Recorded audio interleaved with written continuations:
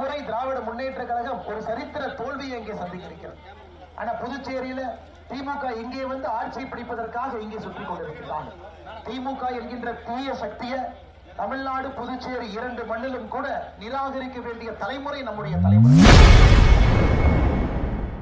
புதுச்சேரியில் இன்று பிரச்சாரம் மேற்கொண்ட பாஜக முன்னாள் மாநில தலைவர் அண்ணாமலை திமுகவிற்கு வரலாற்று தோல்வி கிடைக்கப் போவதாக கூறியுள்ளார். வணிக சொந்தங்கள் அந்த பக்கம் இருக்கிறார், கடற்கரையோரத்தில் நம்முடைய மீனவ சொந்தங்கள் இருக்கிறார்கள். இருவரையும் அண்ணன் தம்பிகளாக நினைத்து, அக்கா தங்கச்சிகளாக நினைத்து உங்களுடைய வாழ்வாதாரத்தை உயர்த்த வேண்டும் என்கின்ற ஒற்றை நோக்கில் நம்முடைய வெற்றி வேட்பாளராக அண்ணன் பிபிஆர் அவர்கள் இங்கே போட்டியிட்டுக் கொண்டிருக்கின்றார்.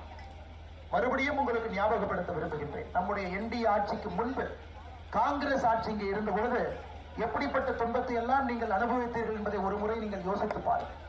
தமிழகத்தில் திமுக வேண்டாம் என்று மக்கள் முடிவு செய்து விட்டார். நமக்கு 5 ஆண்டு காலம் திமுக ஆண்டது போதும் எப்படியும் கூட நம்ம திமுகவை ஆட்சி பொறுப்புக்கு விடக்கூடாது என்று தமிழகத்திலே பொதுமக்கள் முடிவெடுத்து இந்த முறை திராவிட முன்னேற்ற கழகம் ஒரு சரித்திர தோல்வியை இங்கே சந்திக்கிறது. ஆனா புதுச்சேரியில திமுக இங்கே வந்து ஆட்சி பிடிப்பதற்காக இங்கே சுற்றி கொண்டிருக்கிறார்கள். திமுக என்கின்ற தீய சக்தியை தமிழ்நாடு புதுச்சேரி இரண்டு மண்ணிலும் கூட நிராகரிக்க வேண்டிய தலைமுறை நம்முடைய தலைமுறை.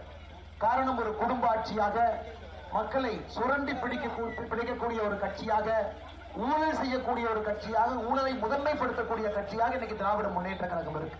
ஏன் ராஜ்பவனை எடுத்துக்க ஒரு இந்தி கூட்டணி என்கின்ற கூட்டணியை வைத்திருக்கின்றார். அண்ணன் விபிஆர் அவர்கள் தாமரையில பாரதிய ஜனதா கட்சியில நம்முடைய தேசிய ஜனநாயக கூட்டணி சார்பாக நிற்கிறார். ஆனா இவருக்கு எதிராக யார் நிற்கிறாங்கன்னு பாருங்க, உங்களுக்கே குழப்பம். இந்தி கூட்டணின்னு சொல்றீங்களே. செய்திகளை உள்ளது உள்ளபடி தெரிந்து கொள்ள ரெஃப்ளெக்ட் நியூஸை சப்ஸ்கிரைப் பண்ணுங்க.